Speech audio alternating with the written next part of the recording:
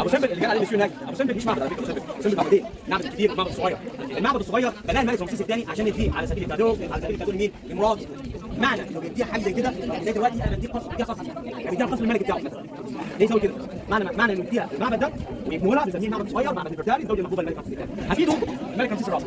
الملك رمسيس الرابع طلع العرش بلاد حوالي 10 12 سنه بس. المقبره عباره عن ايه؟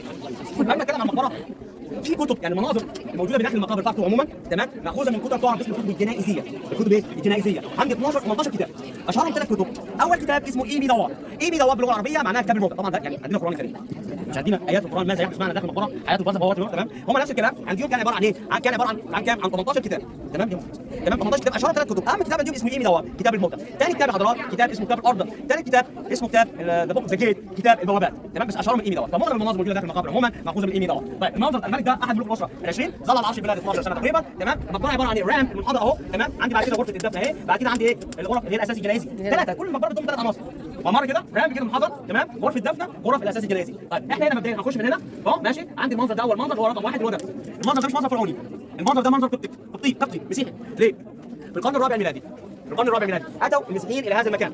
اوكي اتوا المسيحيين الى هذا المكان ماشي. فالمسيحيين لما اتوا الى هذا المكان وجدوا هذه المقبره فقرروا ان يختاروا، او عندما وجدوها اختاروا استخدام هذه المقبره ككنيسه. اوكي واضافوا المنظر القبطي ده منظر القديسين، ده منظر دي لغه قبطيه اهو ماشي. دي لغه هنا قبطيه القديسين. اوكي عشان يختاروا هذه المقبره عشان يقوموا بالصلوات والعبادات بتاعتهم داخل هذه الكنيسه. دي اول منظر. هننزل بعد كده هنا دي غرفه الدفن. ده فيها التابوت بتاع الفرعون بتاع الملك اهو. تابوت موجود، تابوت مصنوع من الجرانيت دلوقتي موجود لغايه دلوقتي، بس الموميا مش موجوده. كل المومياوات بتاعت وادي الملوك موجوده في المتحف بتاع المصري. اوكي لكن التابوت هتجده هنا. ادي التابوت تمام، ادي التابوت. اوكي عندي الصقر محلق يطير، ادي الصقر بيطير حوالين او فوق التابوت الملكي. ده اسمه اله حورس رب الشفاء والخير والحمايه. اله حورس رب الشفاء والخير والحمايه بيعمل ايه؟ بيعمل حمايه لمين؟ لجثمان الملك والتابوت الملكي. تمام منظر رقم 3 اهو عباره عن مركب كبيره، مركب مقدسه بتاعت اله امون راعي الشمس. الملك راكع، الملك رمسيس الثاني رابع، الملك رمسيس الرابع راكع ماسك زي طبق صغير. الطبق الصغير ده عليه ايه؟ عليه مين؟ عليه معد مين؟ ريشه العدل. لا معد رب العدل عند مصر القديم اهي، معد رب العدل بلس زائد عباره عن ايه؟ مفتاح الحياه اهو. تمام العنخ الحياه. فالملك بيقدم الاثنين دول لمين؟ لامون را. زرنا صوت الضوء، شفنا طريق كباش كده. الكباش ده بيعتبر مظهر من مظاهر لا امون را الى الشمس، يعني امون را بيطلع فوق الشمس اهو. بدأ اوكي ده ماشي سلام.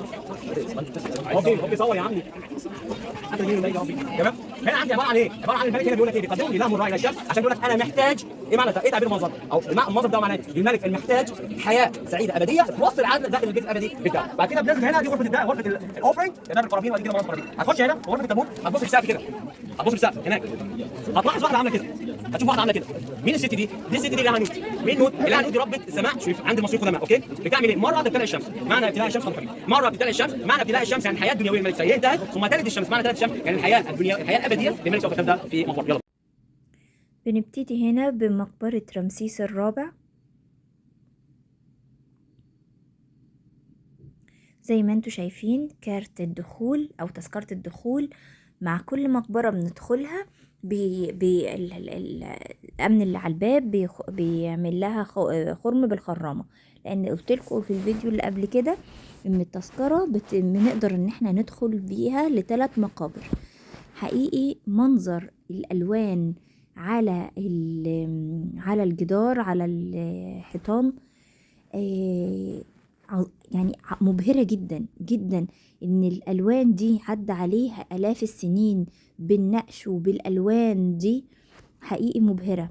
استخدمها فنان حقيقي المصري القديم في ان هو يعبر، وكل حاجة في حياتهم كاتبينها. زي ما انتم شايفين الوان السقف ازاي ثابته، كل حاجة في حياتهم كاتبينها ومسجلينها. وانا بسيب لكم الشرح بتاع المرشد اللي كان معانا، لان هو يعني ادرى مني بتفاصيل كل مقبرة. زي ما انتوا شايفين حتى هنا لما هو قال لنا ان الشمس بتبتلع اهو، هنا مصدر اللي هي بتبتلع الشمس وبعد كده بتلدها، هنلاقي الشمس بين رجليها.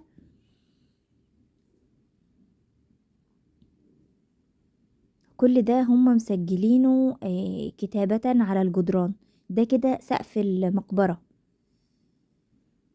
طبعا المقبرة بننزل لها بسلالم خشبية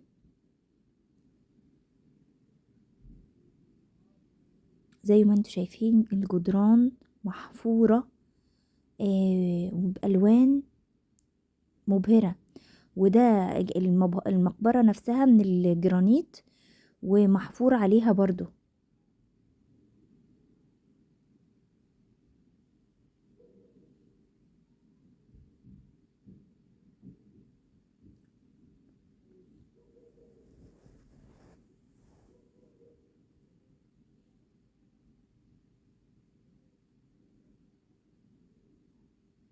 دي كانت من الحاجات المبهرة جدا في رحلتي للأقصر وأسوان، إن أنا أشوف قد إيه كان المصري القديم كان حريص على إن هو يسجل كل حاجة في يومياته وفي حياته.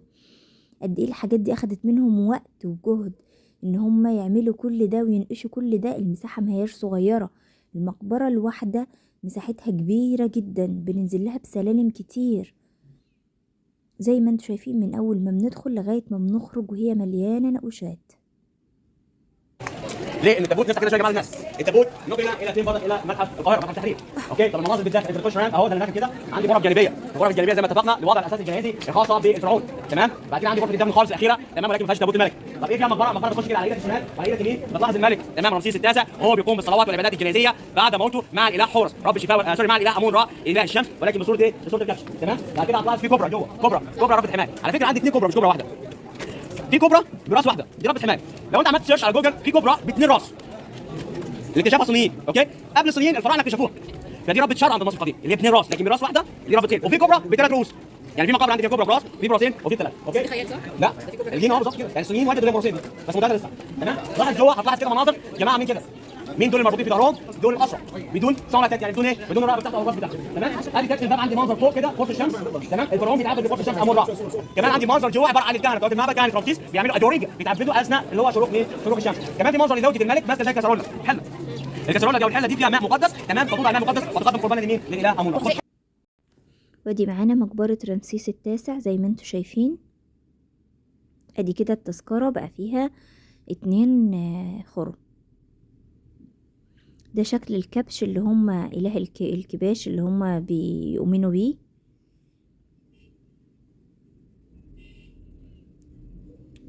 المقابر من عوامل التعرية. في البداية أول ما بتدخل من باب ممكن تلاقي النقوش كده حصل لها بعض ال يعني الخدوش من عوامل التعرية، لكن بعد كده لما بندخل لجوه لتحت أكتر بنلاقيها الجدران محتفظة بالنقوشات زي ما انتوا شايفين. دول طبعا تمثيل للعبيد زي ما هو شرح لنا في أول الفيديو، وعلى نفس الشكل بالألوان. هنا مفتاح الحياة اهي بترميه بالحلة على راس الملك زي ما هو شرح لنا في الفيديو. انا بثبت لكم على الحاجة علشان تربطوا بين اللي سمعتوه. زي ما انتوا شايفين الألوان ازاي بدأت تبقى زاهية.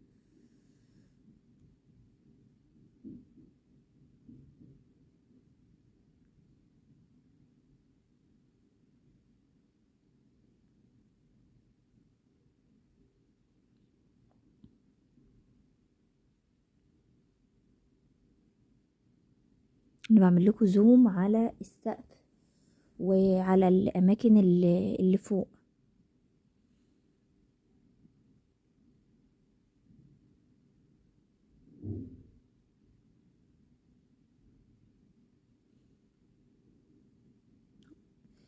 المصري القديم كان بيحنط الملوك بس، اما طبقة العمال فكانوا بيدفنوا في مقابر عادية هتشوفوها في اخر الفيديو.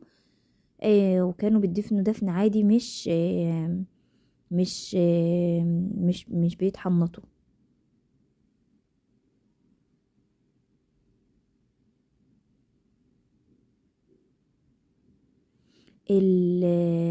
المقابر بيبقى فيها غرف، الغرف دي كان بيضعوا فيها لوازم الملك علشان هما كانوا بيؤمنوا بالبعث بعد الموت، فعلى اساس ان هما هيبقى عنده المستلزمات بتاعته.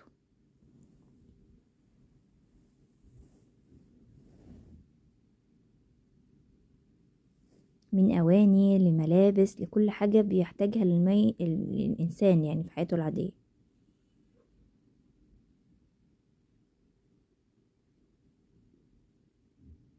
رمسيس الثاني ده رقم 13 من ابناء الملك رمسيس الثاني، ده اللي تولى الحكم بعد موت الملك رمسيس الثاني، ماشي؟ الراجل ده ظل على عرش الدوله المصريه حوالي 18 سنه، 15 ل 18 سنه، ماشي؟ مقبرته كبيره شويه. ده المدخل. المنظر الاول، المنظر ده عباره عن الملك بيعمل صلاه او عباده مع اله حورس، ولكن الاخ وراث بيدي مفتاح الحياه للملك في بقه، في الفم بتاعه، في فمه يديله مفتاح الحياه عشان ياخد منه، بياخد العنف، يعني الحياه الابديه السعيده داخل البيت الابدي بتاعه في مقبره. تمام ماشي الحال؟ يبقى عشان يقضي بقى حياه سعيده ابديه داخل البيت. ننزل هنا معلومه مكتوب هنا دي تايب اوف سيريان اندوميان. اوكي؟ ده عباره عن ديتيلز ايه؟ السوريين والنوبيين. بمعنى ابو الراجل ده كان شرس اللي هو الملك رمسيس الثاني، قام بالعديد من المعارك العسكريه، اشهرهم معركه تعرف اسمها معركه قادش، وقادش دي كانت ضد الحيثيين. مين هم الحيثيين؟ هم السوريين. فالملك ده قام بمعارك ضد الحيثيين وهم السوريين، بلس عمل مشاكل كتيره مع النوبيين، يعني عمل معارك مع الحيثيين مع السوريين وهزم، وكمان عمل معارك مع مين؟ مع النوبيين. اوكي؟ الراجل ده لما عمل معركه قادش ضد الحيثيين وهم السوريين كان الماتش هنا متعادل، كانت المعركه متعادله، لكن هو صور على جدران معبد الاقصر ان هو انتصار صاحب، لكن هو ما انتصرش انتصار صاحب. الدليل على ذلك معاهده السلام بين الملك رمسيس الثاني وبين الملك الحيثيين السوري، ثم تزوج الملك رمسيس الثاني ببنت الملك الحيثيين. اوكي ماشي الحال؟ طيب بعد كده عندي هو هنا الملك راح عمل ايه؟ اضاف في مقبرته مناظر. السوري دايما بيدجن بتاعته صح؟ بيربي الدجن دايما صح؟ اهي دايما بيربي الدجن بتاعه، الدجن بتاعه النوبيين هو دايما شعره مفلفل شويه بس بالظبط مفلفل قاعدين كده. دي معارك او دول اسرى معارك. اوكي؟ المنظر رقم 3 عندي سيركل هنا، عندي دايره، والدايره دي جواها جعران. عارفين جعران؟ اللي بيزن كده ده اللي لونه اسود وفيه نقط صفراء. اوكي؟ ده اسمه جعران. الجعران ده اله اسمه اله خبر. اله خبر ده رب الحظ. هنشوف الكارما. الملك الحاطب الثالث عمله عشان يلف حوالين الجعران ده، مش احنا عندنا مثلا تعالى فات واديله 7 لفات بالجعران ده، بمعنى ان فرعون يا جماعه الملك الحاطب الثالث عمل نظام الكارما عشان اي ملك كان يلف حوالين الجعران ده 7 مرات. اوكي؟ 7 مرات عشان ياخد الانرجي وياخد الحظ وياخد السعاده من مين؟ من اله الحظ والسعاده. جنبيه امور رايه الشمس. بره السيركل دي، بره الدايره دي عندي كروكوديل، التمساح. شايفين التمساح ده؟ اهو تمساح. التمساح ده لازم سوبك. تمام؟ ده منظر عقابي او شر. كمان هنا في غرفه الدفن رقم 4 هو مش التمساح ده ده في مين؟ ده في فرعون ضرب الشر. هنا عندي عباره عن التابوت مصنوع من حجر الجليد الاحمر. تمام؟ الملك وضع على صدره صليان هنا، وهنا المفروض رمز رفاهيه، ولكن المهم مش موجوده. اهم كتاب عندي في اللغه المصريه القديمه الكتاب ده اسمه ايمي دوت. ايمي دوت معناه ذا بوك اوف ذا ديد، كتاب الموتى. اوكي؟ كلكم مظبوط من ده صح كده؟ مين الغزول الصعبه دي؟ ودي معانا المقبرة الثالثة والأخيرة من مقابر وادي الملوك اللي هندخلهم، اللي دخلناهم في رحلتنا. على نفس اللي شايفين الأشكال وعظمتها. المقبرة دي كان من صعوبتها إن هي لتحت قوي، كانت عميقة جدا. نزلنا لها أدوار كتيرة وطلعنا برضو الأدوار دي، فكانت بتأثر جدا على اللي رجله تعبانة أو اللي بينهج حساسية صدر أو كده، لأن السلالم بتاعتها طويلة جدا زي ما انتوا شايفين. عمق السلالم واصل لفين، بس حقيقي هما بنقوشاتهم بإبداعهم بيخلوا روح المغامرة عند الواحد ان هو يبقى حابب ان هو ينزل عشان يتفرج. زي ما بقولكوا كل مقبرة بيبقى فيها غرف علشان يحطوا فيها مستلزمات الملك اللي ممكن يحتاجها، كل حاجة من أواني لأفضل. دي بقى كانت حجرة جرانيت. الحجر دي منقوش عليها، بس أنا بحاول أوضح لكم لأن في تراب. شايفين منقوش عليها من كل حتة، من تحت ومن فوق ومن الجناب ومقعرة كده ومنقوش عليها من كل حتة حقيقي. دي بقى خلاص وصلنا لتحت المقبرة، وفيها تمثال كده للملك. المومياوات في الأغلب اتنقلت للقاهرة في المتحف المصري الكبير، زي ما عرفنا المرشد اللي معانا، يعني زي ما أرشدنا لكده. وزي ما انتوا شايفين في غرف، دي المقبرة بس في غرف حاولت أصورها لكم، هي دي اللي بيتحط فيها ما يخص ما يحتاجه حبيت اطمنكم ان في تواليت في كل مكان، دي المقابر